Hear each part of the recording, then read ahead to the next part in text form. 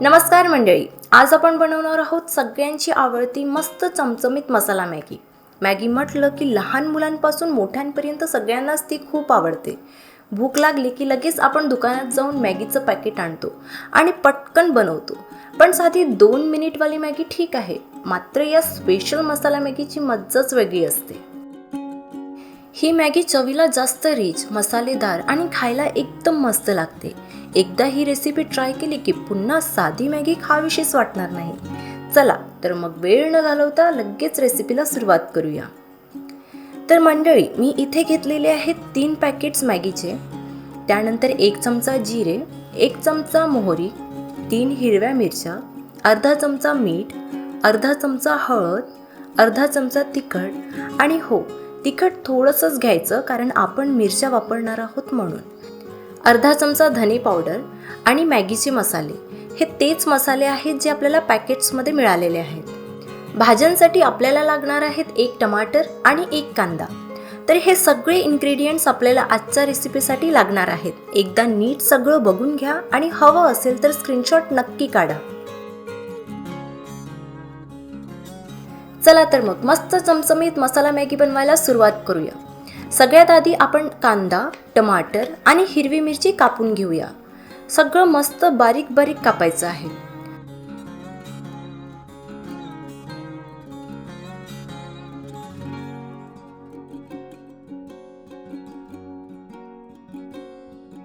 आता मी gas on केलेला आहे आणि एक नॉनस्टिक पॅन घेतलेला आहे.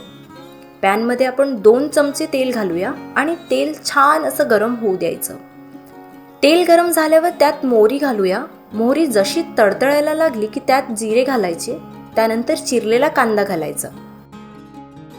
कांदे छान परतून घ्यायचे आणि थोडा वेळ तेलात मऊ होऊ द्यायचे. आता त्यात बारीक चिरलेली हिरवी मिरची घालून पुन्हा छान परतून घ्यायचं.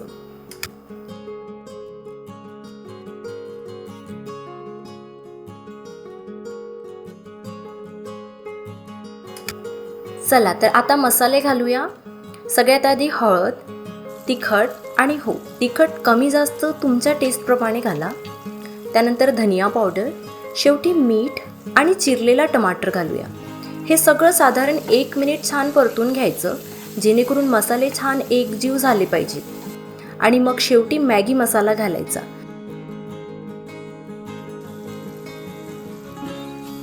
सगळे नीट मिक्स करून अजून थोडा वेळ छान परतून घ्यायचं.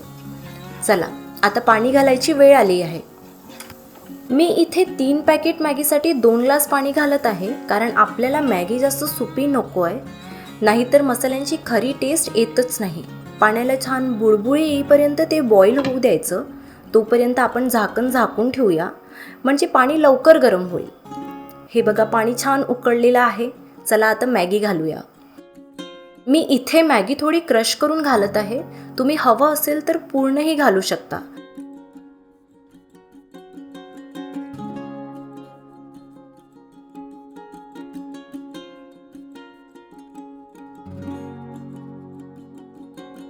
मॅगी छान परतून घ्यायची आणि तिला नीट शिजू द्यायचं.